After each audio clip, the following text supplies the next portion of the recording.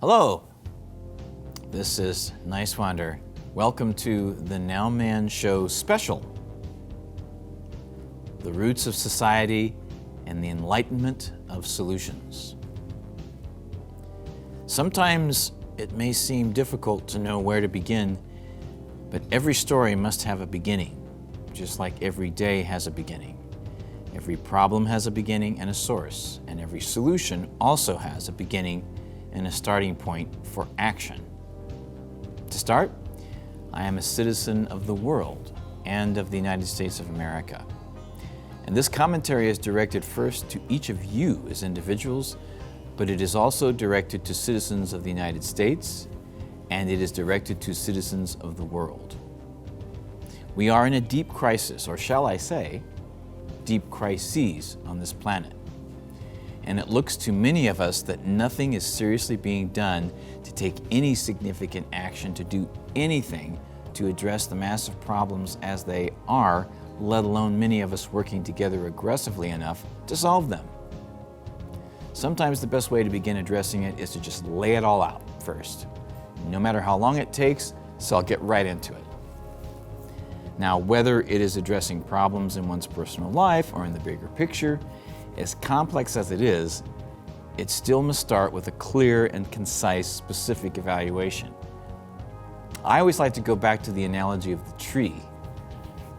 A tree doesn't exist without the foundation of a strong and well-nourished, healthy system of roots that are in the ground. If problems arise, as in rotting fruit, dying branches, or a weakened trunk, it all goes back to the roots and the system of the roots in the ground. Now, one can look at the tree and analyze it for days, months, or years, but any persistent problem cannot be solved. Eventually, this tree itself cannot be saved without going directly to the source of the problem itself, then addressing the source of the problem. Now, I'm talking about the roots that are stressed out due to lack of enough water, sunlight, or nutrients in order for the tree to be healthy and productive. Our society is exactly the same. The collective society has to take a long, hard look at what is at the root of these enormous problems we have. At first, it looks overwhelming, even to the proactive and experienced problem solver. But we all really must at least begin wrapping our brains around this so that actions can be taken and no more precious time is wasted. In the 21st century, there exists an unfathomable amount of wealth created and accumulated with the widest gap in wealth distribution in recorded history of humankind on this planet. Trillions of dollars supposedly aren't accounted for, to say the least. Some people believe, and some would like all of us to think, that this is just the way it is, and no system is perfect. Yet, it is blatantly obvious that the system which currently dominates is capitalism. And that system is primarily focused on markets, with commodities and services that over time have been and are creating vast amounts of capital, profits, and wealth. Now, in reality, capitalism was initially created and its productivity and the profit margins significantly increased through the imperialistic genocide and enslavement of millions of people. And perhaps by this time in the 21st century, we could say this number is now in the billions of people. It isn't based on a free market, and it's certainly heavily manipulated by human hands, regardless of what one believes about an invisible hand, or individualism and entrepreneurship, or even more so, personal and cultural, fiscal and moral responsibility, which is only an assumed quality of behavior when people talk about a so-called success story in the global marketplace. It proves to be a system that obviously isn't so compassionate, democratic, or otherwise moral throughout its entire history. By the way, capitalism hasn't existed and dominated for 300 years yet. And every 80 years or so in those last 250, there's been a major crisis of one kind or another. As recent as 2008, UK Prime Minister Margaret Thatcher said in the 1980s, there is no alternative, essentially saying there is no successful alternative to capitalism. It is capitalism yesterday, capitalism today, and capitalism forever. However, when studying history, and specifically economic history, as economist R.Wolff has said, most people agree that in the decades before the collapse of the Soviet Union, you had a powerful central government with an elaborate secret police, with an elaborate system of controlling the population. Most Americans thought it was a dictatorship of one kind or another. They were tough. They could control the opposition. Yeah, and then they couldn't. Then despite all of their apparatus and all their secret police, the existing regime fell apart. The Soviet Union came to an end. I understand that there are powerful forces in the capitalist sector, in the government, that would want to stop this. But the fact that they have a lot of resources and the fact that they want to stop it is no more a guarantee that they'll be able to do that than it proved to be for the people who ran the Soviet Union. So I think we ought to take our hats off for a minute and understand every economic system in the history of the world has been born, has developed, and then has passed away. Capitalism was born in England in the 18th century, 17th century, has spread all over the world, changed in the process. It's now everywhere, but the question is it now passing away? The notion that capitalism, unlike any other system, will live forever and not pass away, yeah. I think the burden of that, proof of that, is on the people who believe it, not those of us who find it unbelievable. No one can predict exact details, but clearly the capitalist system is failing, and some believe that we are quickly approaching a time of post-capitalism and the creation of the next system. Now, why would more and more people come to this conclusion? Again, back to the analogy of the tree. There are many factors to consider in analyzing the many crises that we are facing on this Earth planet. The roots in the tree are what keep the tree alive. Capitalism, as the dominant economic system, supposedly keeps the flow of goods and services going. That is the system as it is now. In order for this to really work effectively for the masses of people, there must be economic justice. Therefore, economic justice is the root of all justice. It is the root, the foundation of social, racial, gender, immigration, etc., and most of all, environmental justice. On December 10th, 1948, a document was adopted by the General Assembly of the United Nations that is called the Universal Declaration of Human Rights. It has been translated into more than 350 languages worldwide, including more than 100 African languages. It is an extensive document, but right now, all that I really need to focus on is Article 25, and here's what that article has to say about human rights. Check it out.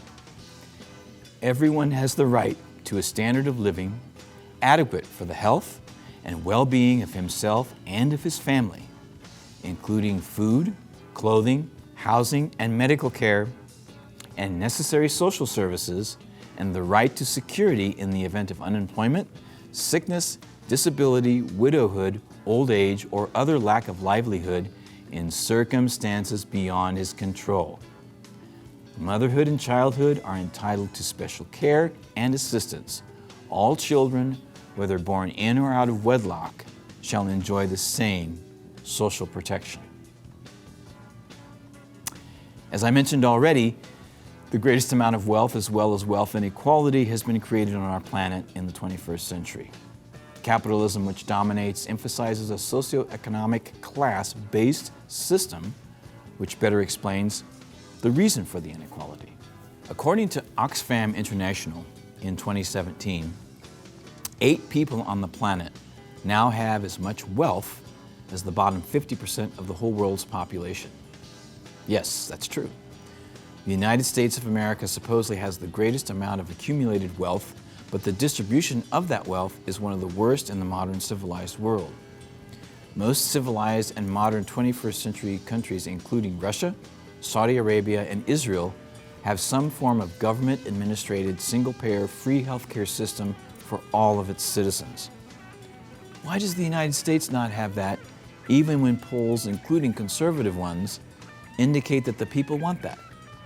And there is a proposal of Medicare for all. While Congress and the elites tell us that we can't afford it, at the same time, these same people personally themselves have a form of Medicare for all. Why are we allowing this to continue like this? Why don't we all have free health care? Why have people in the U.S. alone not recovered economically from the crash of 2008 that was created largely with predatory banking and lending practices, technically still legal and in place 10 years later? Activists that occupy Wall Street and around the world in 2011 and 2012 were often chanting, "The banks got bailed out, we got sold out." Do you know what that means? After putting the final nail in the Glass-Steagall Banking Act of 1933 and 1934,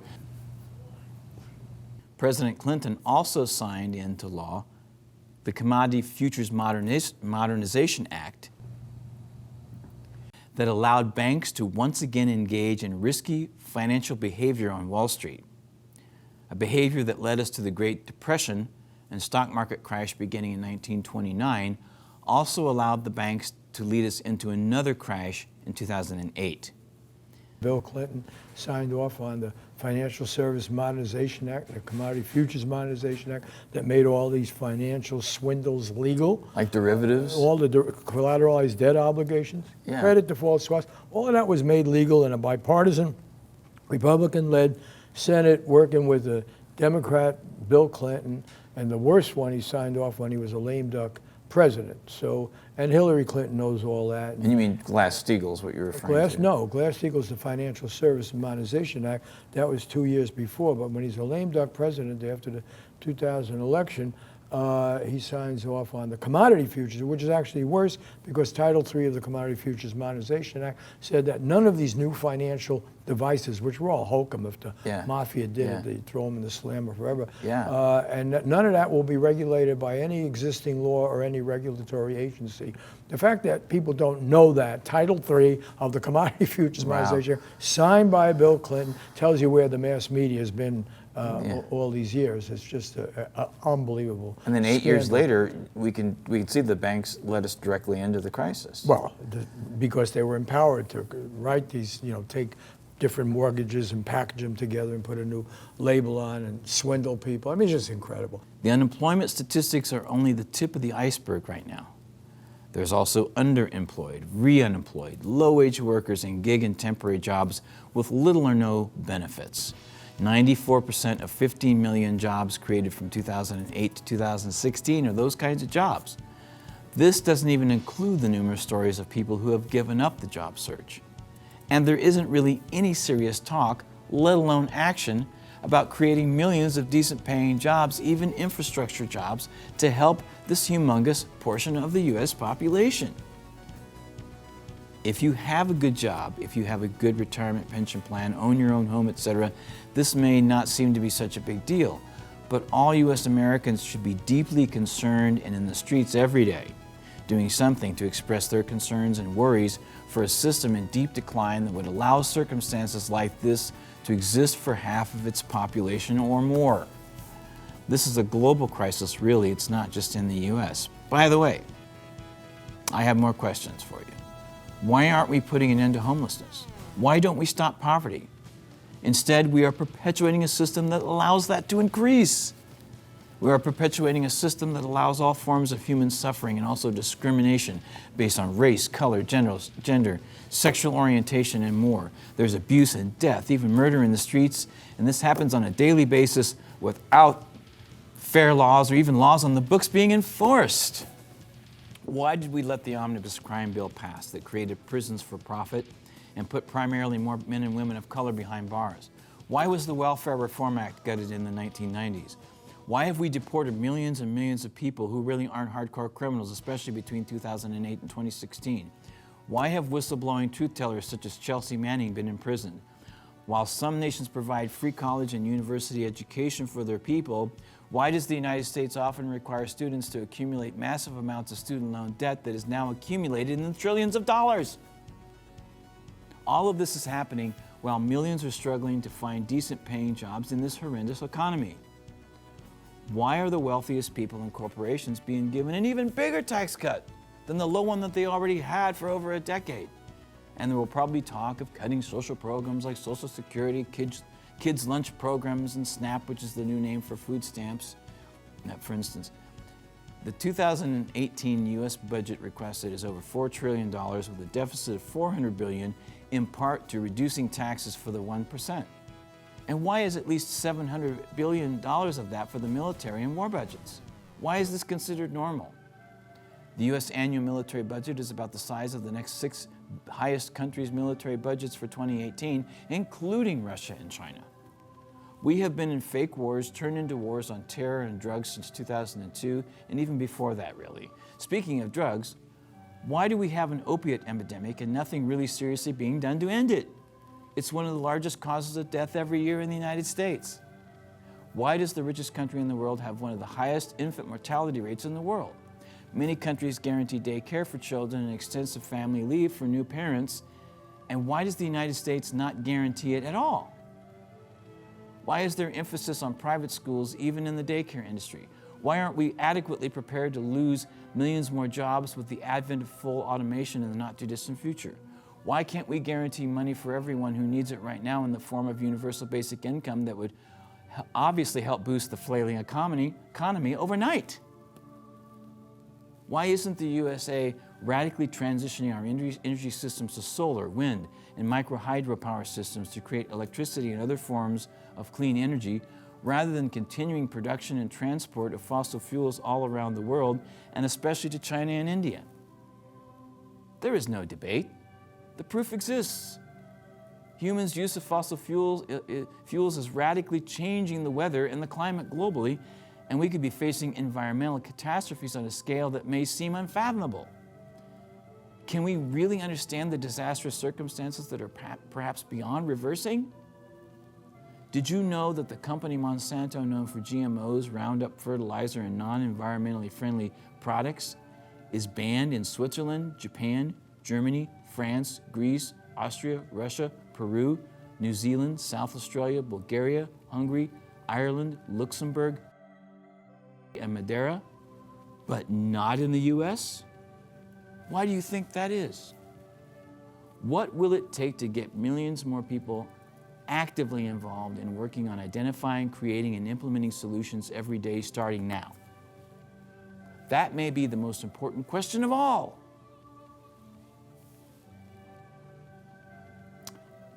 Real solutions do exist. I've talked about them a lot. A lot of people that I've personally interviewed, interviews and information that I have shared with you, even on this show. Jill, one of the things that concerns a lot of us, millions of people actually, are out of work, they're underemployed, they're re-unemployed, which you know what that is. You've talked about the Green New Deal and also an emergency jobs program. Can you elaborate more on that? Yes, we actually have an economic emergency. The recovery's really been at the top. For most Americans, it's a struggle, and the jobs that have come back are low-wage, part-time, temporary jobs. The average wages for workers are barely above poverty. So we want to tell it like it is. We have a jobs emergency, and we have a climate emergency. We can only fix them together. So we call for the creation of 20 million jobs, like the New Deal, where we created millions of jobs in a matter of months, actually. This time, those jobs will also transition our economy to clean, renewable energy, to a healthy, local, organic food system, and to public transportation. It turns out we also get healthy in the process here, because if you clean up the pollution that kills 200,000 people a year, and we have healthy food, and we've got public transportation. It's like, what's not to love about this picture? In fact, it pays for itself just in the savings in healthcare alone, and it also makes wars for oil obsolete once we've greened our energy system. So this is like an emergency program that will revive our economy, and it will put an end to climate change, and it will end the crisis of unemployment and joblessness for once and for all. It basically creates the right to a job at a living wage. Absolutely, and a lot of people will ask, how is that going to get paid for? So it turns out we get so much healthier by getting rid of this polluting energy that we save enough money that it takes about a decade or so to pay back the cost of the transition. So yes, there's an investment here, but it's an investment that pays back right away. Unless the people rise up and say enough, because we're even corrupting the courts now. It is an illusion, though. It is I an agree, illusion. a facade that we've been living in. Just the reality is that the two-party system has not been serving we, the people. And so until and when we rise together as a nation, as a world, as a country world, that's when we're going to bring about real change, believing in change and hope. That's where we stand at with Ed and being a supporter of Free and Equal Elections Foundation, which I founded, but it's for the people. This foundation's for you guys. And so that's really, consciousness is rising, and Yes. we are seeing what's real, what isn't real. Well, this is Niswander with the Nowman Show. I'm here with Congressman Kucinich. Thank you for being on the Nowman Show. Thank you. It's good to see you.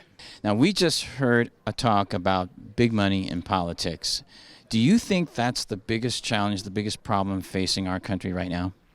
It's a challenge, and it's a big one, but I don't think that we can arrange the challenges in which we face in terms of what's a priority. Everything's important. We have to think holistically about those challenges. So the degradation of the planet, it should concern all of us. War and the United States unbearable imperialism, that's a problem.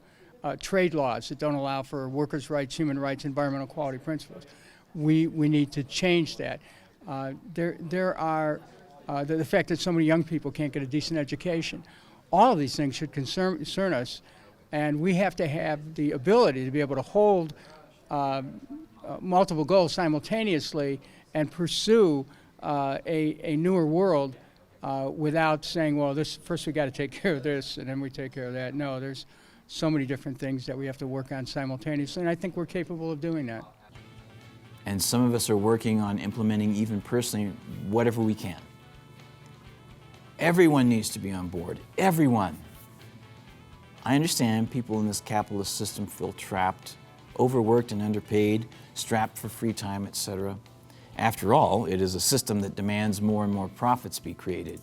Now, I understand that there are multiple family and other obligations, but everyone is going to have to take and make major sacrifices, or we will face even worse circumstances than what I briefly actually just went over.